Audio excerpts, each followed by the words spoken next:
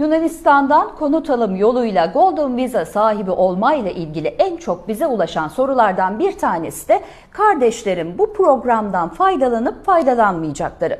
Kardeşlerin bu programda birbirlerine maalesef ki faydası olmuyor. Şöyle özetlersek, asıl yatırımcı evli ise eşi, 21 yaş altındaki çocukları, anne ve babası, ayrıca eşinin anne ve babası programdan faydalanabilirler. Asıl hak sahibinin kardeşleri bu programdan muaf tutulacaktır.